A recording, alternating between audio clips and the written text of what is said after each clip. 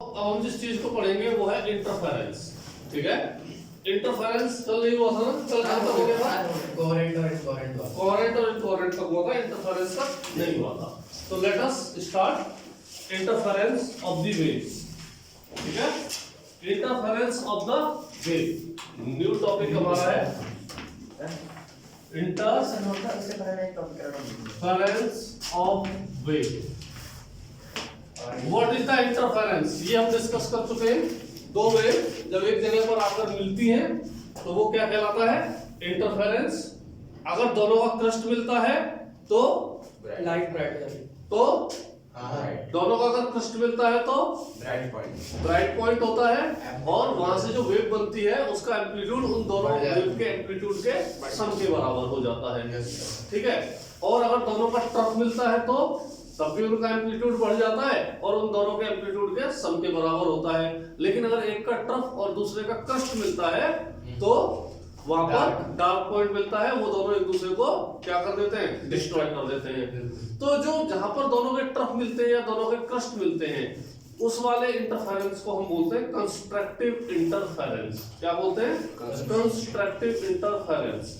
और जो वो होता है, क्या नाम है, जहां दोनों के एक के ट्रफ और एक का क्रस्ट मिलता है वहां पर लाइट होती नहीं, क्योंकि दोनों का एक का प्लस और दूसरे का माइनस एम्पलीट्यूड एक दूसरे को कैंसिल कर देता है। जब वहां लाइट नहीं होती तो उसको बोलते हैं हम डिस्ट्रक्टिव इंटरफेरेंस। सर इधर हमें वो पॉइंट दिखेगा ही नहीं। हाँ, डार्क दिखाई देगा, लाइट ही नहीं होगी वहां पे तो। ओके, तो वो होता है हमारा। अब इंटरफेरेंस में हमको क्या ध्यान रखना है कि जहां कंस्ट्रक्टिव इंटरफेरेंस होता है वहां पर पाथ डिफरेंस 0 होना चाहिए, लैम्डा होना चाहिए, 2 लैम्डा होना चाहिए, 3 लैम्डा होना चाहिए, 4 लैम्डा होना चाहिए, डॉट डॉट n लैम्डा होना चाहिए। ये अगर पाथ डिफरेंस होगा तो हमारे पास क्या होगा? कंस्ट्रक्टिव इंटरफेरेंस होगा। ये तो पाथ डिफरेंस की बात हो गई। अगर हम बात करें फेज डिफरेंस कितना होना चाहिए, तो 0 पर फेज डिफरेंस कितना होगा? 0। पाई पर फेज डिफरेंस कितना होगा? वो सॉरी, लैम्डा पर फेज डिफरेंस कितना होगा? 2 पाई। 2 लैम्डा पर कितना होगा? 4 पाई। देखो, आपने ये एक वेव देखी, ऐसे करके ये वेव चली, राइट, और हमने दूसरी वेव भी यहीं से चलाई ऐसे। ठीक है, तो ये दोनों कितने पर हैं? 0 पर हैं। दोनों सेम सेम चल रही है, जहां दोनों के क्रस्ट आ रहे हैं वहीं दोनों के ट्रफ आ रहे हैं, जहां क्रस्ट आ रहे हैं वहीं दोनों के ट्रफ आ रहे हैं। ठीक है, तो अब यहां से लेके यहां तक की क्या है? देखो लैम्डा। ठीक है, और यहां से लेके यहां तक की कितनी है? 2 लैम्डा। ओके, अगर यही वेव हम यहां से स्टार्ट करते, यहां से देखो, तो देखो इसका क्रस्ट और इसका ट्रफ कैंसिल कर जाएंगे, इसका क्रस्ट और इसका ट्रफ कैंसिल कर जाएंगे, इसका ट्रफ और इसका क्रस्ट कैंसिल कर जाएंगे। तो इन दोनों में कितने का अंतर आ गया भैया? यहां से यहां तक कितना होता है? पाई। तो दोनों में कितने का डिफरेंस है? पाई का, है ना। और पाथ डिफरेंस कितना है? Lambda by 2। समझ में आ गया ना। तो लैम्डा बाई 2 पर, लैम्डा बाई 2 पर अगला फिर मतलब एक एक लैम्डा जोड़ते जाए आगे, है ना। 3 लैम्डा बाई 2, 5 लैम्डा बाई 2, ये सब क्या हो जाएगा हमारा? इन पाथ डिफरेंस पर जो हमको इंटरफेरेंस मिलेगा वो कैसा होगा? डिस्ट्रक्टिव इंटरफेरेंस होगा, राइट। और जो लैम्डा, 2 लैम्डा, 0, 3 लैम्डा, इन पर जो मिलेगा वो कैसा होगा? वो कंस्ट्रक्टिव इंटरफेरेंस होगा। अब लैम्डा यानी 0 पर तो 0 ही हो गया। लैम्डा पर कितना होगा? यहां से यहां तक फेज डिफरेंस 2 पाई। यहां पर लैम्डा की वैल्यू 2 है तो 2 टू जा 4 पाई, 6 पाई, ये फेज डिफरेंस हो गया जिसको हमको कंस्ट्रक्टिव इंटरफेरेंस मिलेगा। लैम्डा पर कितना होगा? लैम्डा बाई 2 पर पाई, 3 पाई, 5 पाई, इन पर जो होगा हमारा वो क्या होगा? डिस्ट्रक्टिव इंटरफेरेंस होगा। तो पाथ डिफरेंस और फेज डिफरेंस दोनों को समझ में आता है कि हमारा डिस्ट्रक्टिव होगा या कंस्ट्रक्टिव होगा। ओके, अब हमको इतनी चीज समझने के बाद हमारा आता है analytical method of interference. Analytical method of interference. तो इंटरफेरेंस है क्या? मान लो हमारी एक वेव ये थी यहां से इस वाले पॉइंट पर जाके ये सुपरपोज करती है ऐसे। दूसरा हमारा ये S1 सोर्स था, ये S2 सोर्स है, यहां से भी इस वाले पॉइंट पर जाकर हमारी जो वेव है वो इंटरफेरेंस करती है।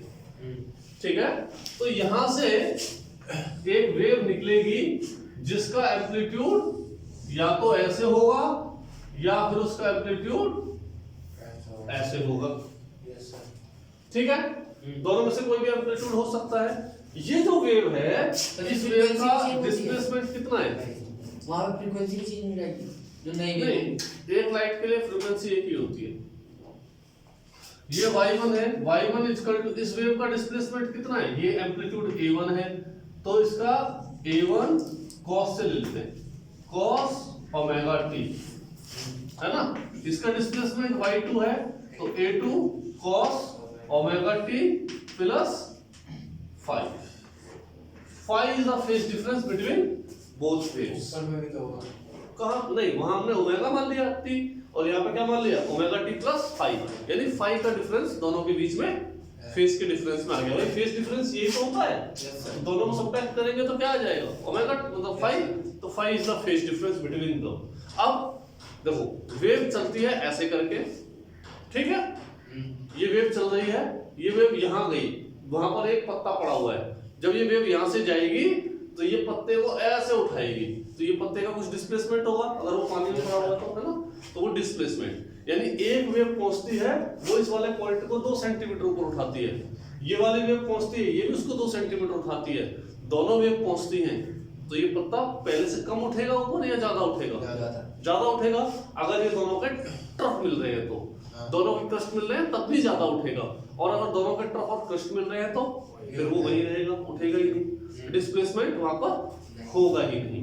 ठीक है, तो इंटरफेरेंस क्या होता है? Interference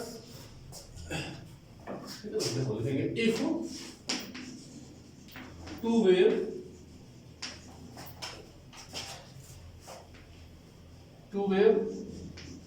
travel in a medium and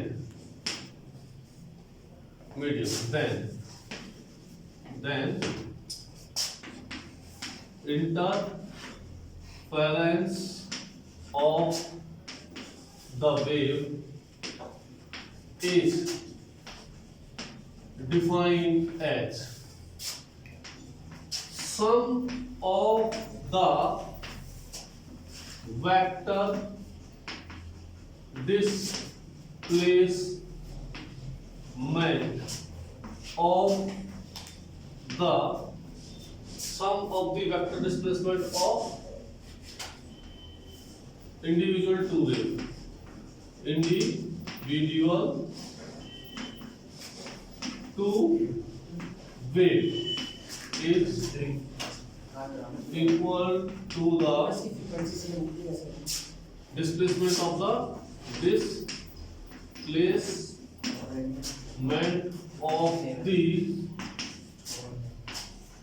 resultant wave।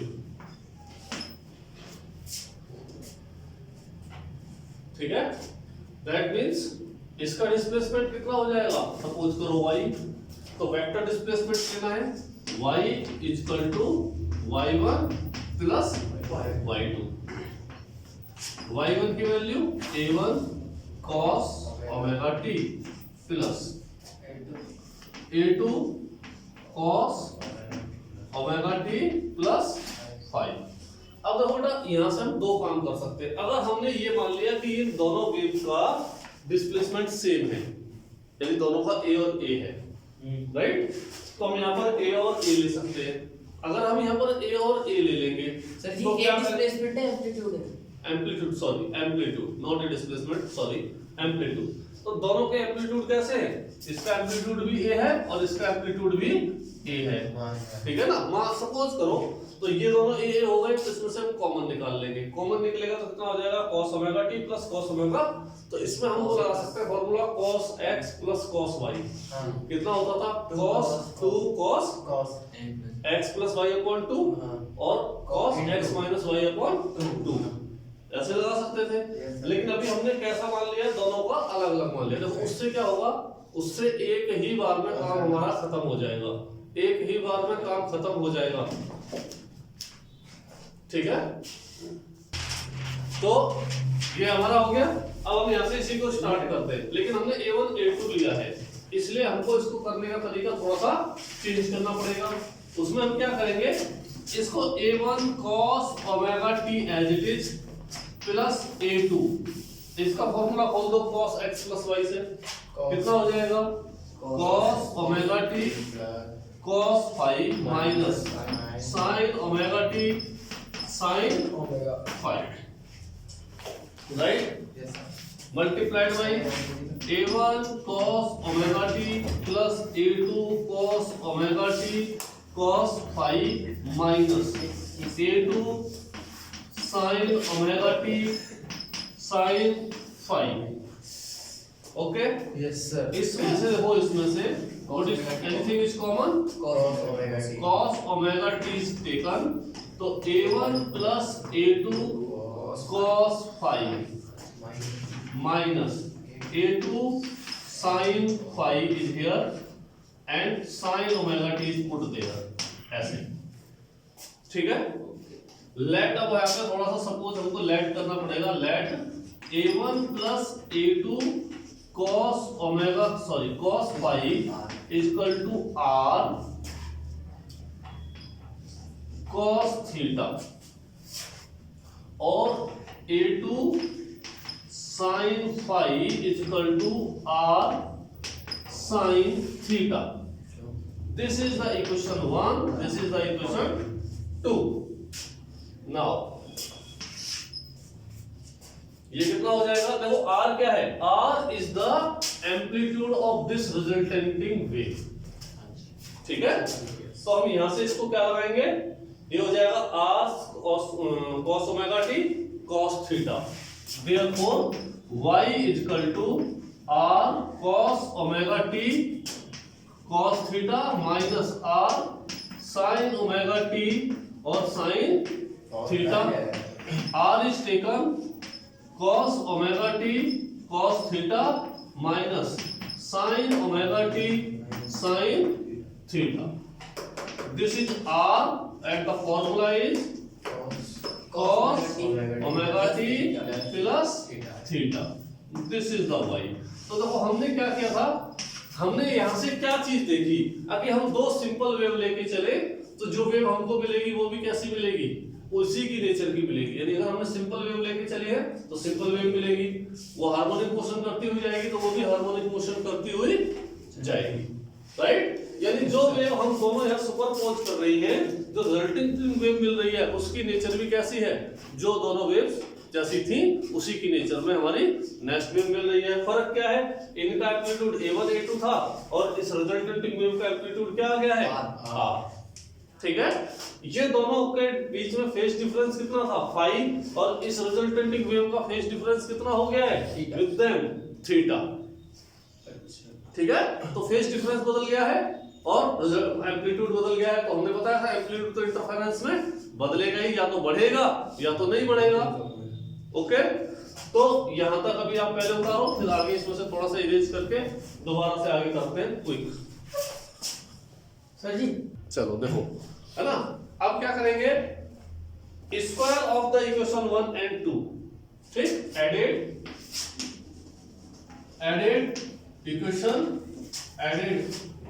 Equation 1 and 2 bye squaring,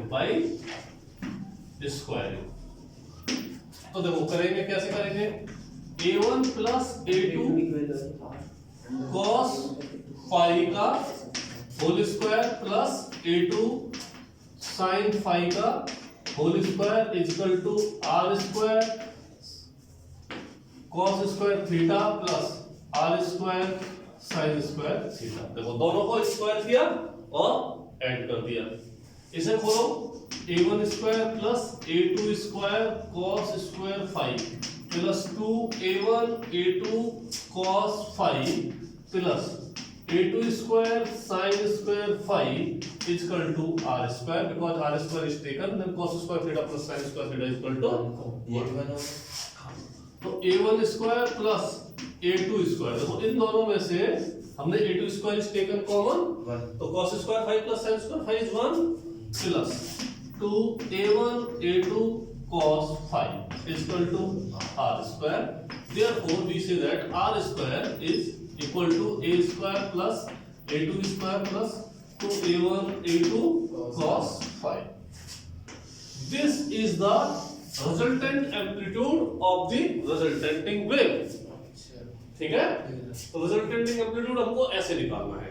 अब इसके आगे जब resulting amplitude निकल आता है तो क्या करना होता है, देखो अब यहां से हम ये देखते हैं if a1 is equal to a2, if a1 is equal to a2 is equal to a2, तो कितना हो जाएगा भाई, r square is equal to a square plus 2a square cos phi। ठीक है, ये कितना हो गया 2a square कॉमन ले लो 1 plus cos phi। ठीक है, अगर आप इसको बदलना चाहो r स्क्वायर को तो बदल सकते हो। देखो r square is equal to 2a square 1 plus 2 cos square 5 minus 1।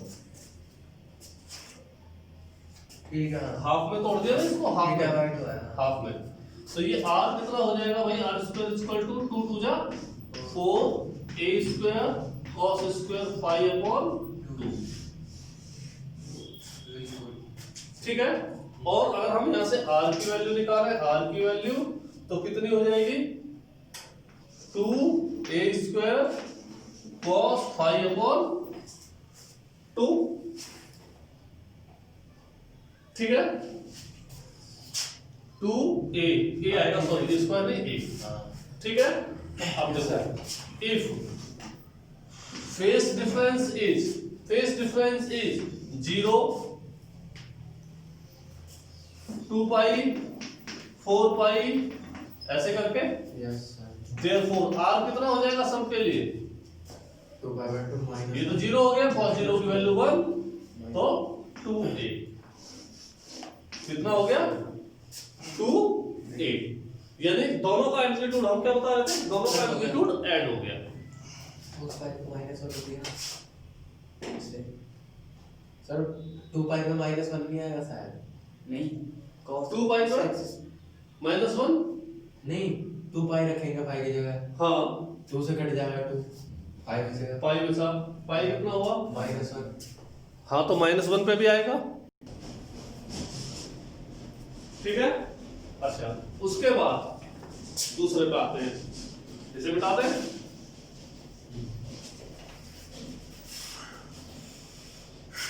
If cos phi is equal to -1, तो -1 किन किन पर आता है भाई, पाई पर आता है, 3 पाई पर आता है, phi is equal to 5 पाई पर आता है ऐसे। तो फेस वो लैम्डा को कितना हो जाएगा, पाथ डिफरेंस कितना हो जाएगा lambda by 2 3 lambda by 2 5 lambda by 2 ऐसे करके ऐसे हो जाएगा ना। और यहाँ पर यहाँ लैम्डा कितना हो जाएगा, path difference 0 lambda 2 lambda 3 lambda ऐसे करके। तो ये कितना हो जाएगा भाई, देखो r स्क्वायर कितना हो जाएगा a1 माइनस a2 का होल स्क्वायर। देखो ये -1 का मल्टीप्लाई इसमें होता है, ये -1 हो गया, a1 square plus a2 square minus 2a1 a2, तो ये किसका हो गया a1 माइनस a2 का होल स्क्वायर। तो r इक्वल टू कितना बचा a1 माइनस a2, और a1 बराबर a2 इक्वल टू अगर a हो जाए तो कितना हो जाएगा r इक्वल टू 0। तो this is called destructive interference, this is called destructive interference, और ये क्या बोला जाएगा, दिस इज कॉल्ड